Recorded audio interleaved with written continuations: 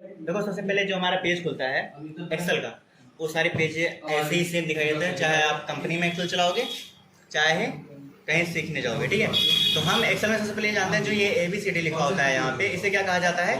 Raw कहा जाता है। क्या? रो, जिसे कहते हैं हम क्या? पंक्तियाँ।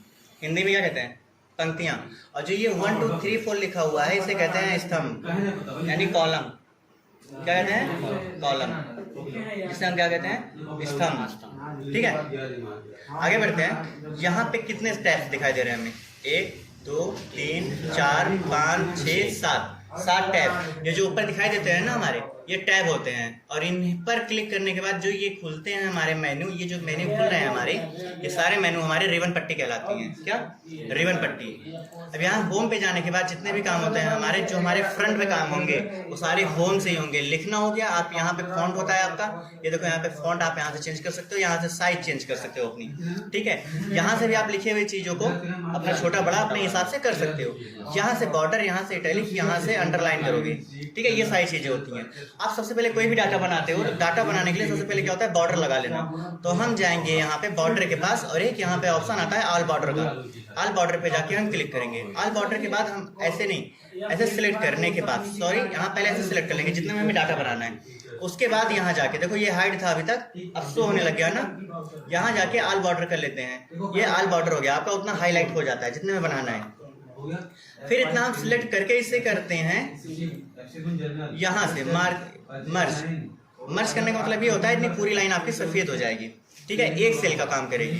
ये जो छोटे छोटे आपको दिखाई दे रहे हैं ये सेल कहलाते हैं, ये ध्यान रखना। जो छोटे छोटे आपके बने हैं ये सेल कहलाते हैं, जो ये छोटे छोटे आपके बने हैं। ठीक है, तो जैसे आप यहाँ से जाके यहाँ मर्ज करोगे, पूरा सिलेक्ट करने के बाद ये आपका जो है यहाँ पे जो भी आपको डाटा बनाना है उसका नाम लिख सकते हो, जो डाटा आपको बनाना है। जैसे अगर हमें बनाना है यहाँ पे 2 बार क्लिक करने के बाद हम कौन सा डाटा बनाएंगे? एज कैलकुलेशन का। एज कैलकुलेशन की स्पेलिंग क्या होगी? स्पेलिंग बताओ बेटा, कैलकुलेशन की स्पेलिंग क्या होगी?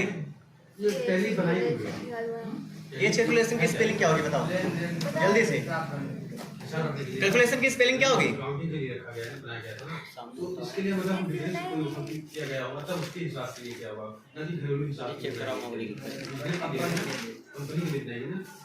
कैलकुलेशन की स्पेलिंग नहीं याद है? क्या होगी बताओ फिर?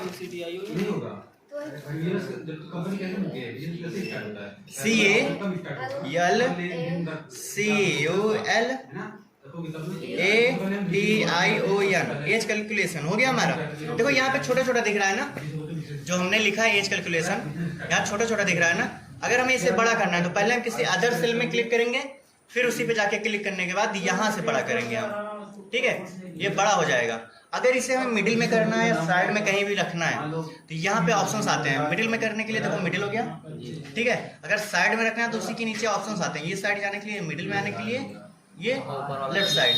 ये ऊपर वाला होता है आपका अपर, मिडिल, डाउन।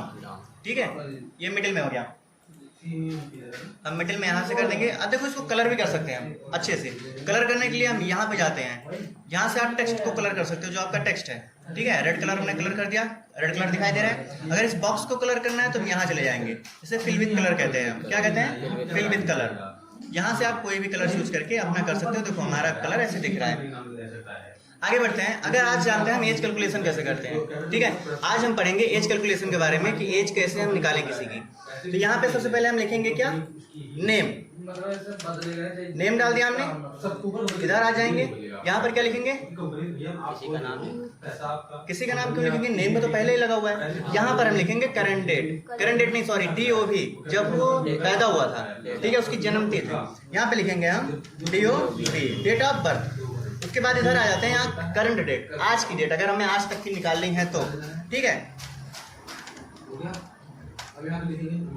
करंट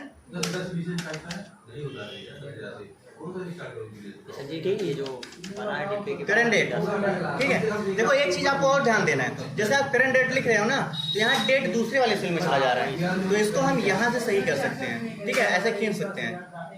लेकिन एक चीज और होता है इसमें कि आप इसे ऑटोमेटिक कर सकते हो, ये ऑटोमेटिक अपना रेंज ले लेगा।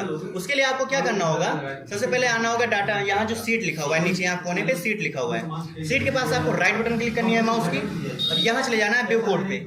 व्यू कोड पे जाने के बाद आपको कुछ ऐसा फीचर्स ओपन होगा और यहाँ चले जाना है, आपको इस जर्नल को कर देना है वर्कशीट।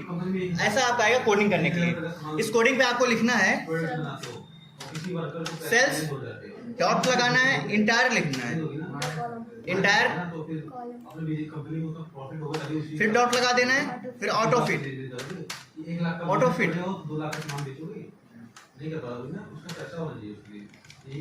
ऑटो फिट आपका हो गया। फिर इसको कहीं से भी आपको एंटर नहीं करना है, ध्यान रखना है। सीधा इतना लिखने के बाद आपको क्या करना है, क्लोज कर देना है, एंटर नहीं करना है, और यहाँ से भी क्लोज कर देना है।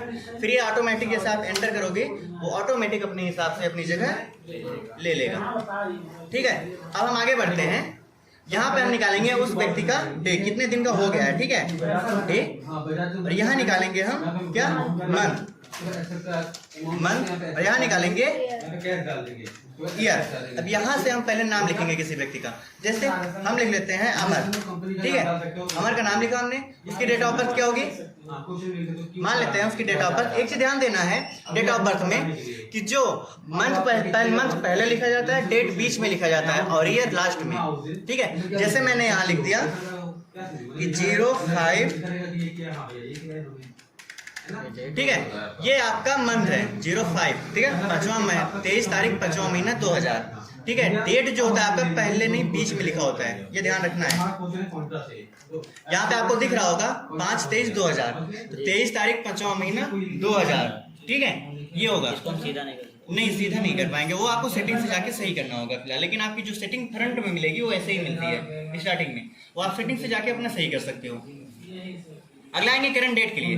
करंट डेट में आपको क्या करना है, कंट्रोल के साथ सेमी कॉलम दबा देना है। सेमी कॉलम क्या होता है, सेमी कॉलम आप दिखाएंगे इधर, सेमी कॉलम ये बटन होती है जो एल के बगल होती है हमारी, ठीक है। कंट्रोल के साथ जैसे हम सेमी कॉलम प्रेस करते हैं यहाँ पे ऑटोमेटिक करंट डेट आ जाता है। यहाँ पर ऑटोमेटिक देखो, यहाँ पे अगर हमें निकालना है डेट किसी का, इक्वल टू करेंगे DATEDIF, date diff bracket on, फिर हम चूज करेंगे डेट ऑफ बर्थ, ठीक है। डेट ऑफ बर्थ जाके चूज करेंगे, लिखना नहीं है, हमने जो लिखा है जाके उसे माउस से हम सिलेक्ट कर लेंगे, ये ध्यान रखना है। फिर कॉमा करेंगे, कॉमा करने के बाद फिर करंट डेट को चूज कर लेंगे, जाके क्लिक कर लेंगे, एक ही क्लिक में वो सिलेक्ट हो जाएगा। क्योंकि देखो यहाँ पे लिखा हुआ है C5, यानी 5वें नंबर पर C वाले में है हमारा, C5 में ना, C वाले में 5वें पर है, ये खुद बता रहा है सिलेक्ट करने के बाद कि आपने ये वाला कॉलम चूज किया है। उसके बाद हम लगाएंगे कॉमा, फिर डबल इन्वर्टेड कॉमा लगाने के बाद हम लिखेंगे यम और डे। यम का मतलब मंथ होता है, क्योंकि मंथ के अंदर में हमारा डे आता है, इसलिए पहले हम मंथ लिखते हैं तब डे लिखते हैं। डबल इन्वर्टेड कॉमा क्लोज करके हम ब्रैकेट को क्लोज कर देंगे और एंटर कर देंगे। यहाँ पे आ रहा है 19, यानी ये अभी 19 दिन के हुए हैं। अब हम चलेंगे मंथ निकालने। क्या निकालने, मंथ निकालने। मंथ निकालने के लिए कीबोर्ड पे रख दीजिए ताकि उनको पता लगेगा कौन सा दबा रहे हैं। मंथ निकालने के लिए इतना जो है आप लोग कीबोर्ड में लिखा होता है, कीबोर्ड आप लोग समझ जाएंगे कीबोर्ड में कितना होता है, ठीक है। कीबोर्ड आप देख लेंगे, इतने तो समझदार हैं जब आप एक्सेल पढ़ रहे हैं। आगे बढ़ते हैं, हम चलाएंगे, फिर से जो है इक्वल टू दबाएंगे।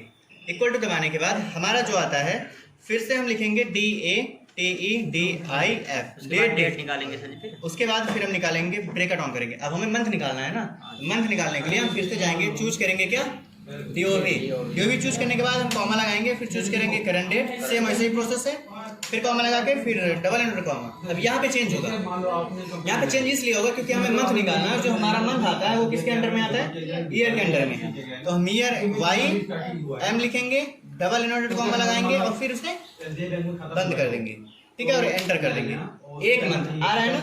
अगला हम निकालते हैं ईयर। ईयर निकालने का प्रोसेस क्या है ये देख लेते हैं। इक्वल टू लगाएंगे DATEDIF, ब्रैकेट ऑन, फिर DOV चूज करेंगे, कॉमा, फिर करंट डेट चूज करेंगे, फिर कॉमा, फिर डबल इन्वर्टेड कॉमा, फिर भाई ईयर तो किसी के अंदर अंडर में नहीं आता, तो Y को हम अकेले लिखेंगे, ठीक है। फिर डबल इन्वर्टेड कॉमा क्लोज करके ब्रैकेट क्लोज कर देंगे और एंटर कर देंगे।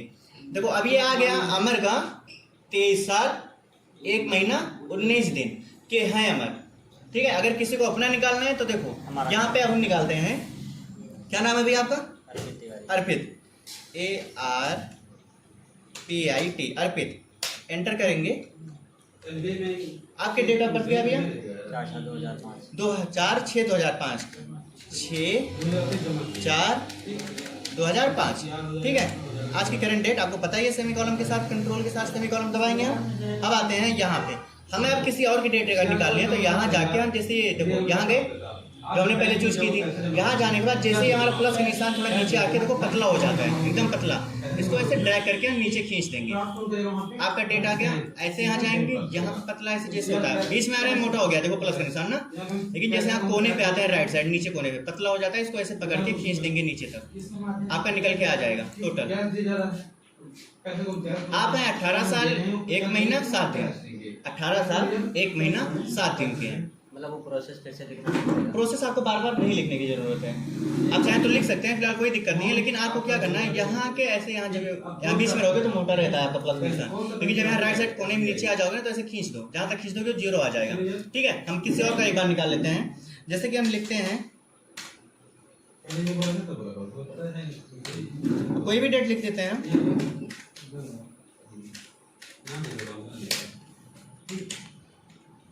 देखो अभी क्या बता रहा है नंबर, अभी गलत बता रहा है ना। जैसे यहाँ करंट डेट हम लगाएंगे और एंटर करेंगे, ऑटोमेटिक निकल के आ जाता है हमारा। देखो निकल के आ गया ना ये।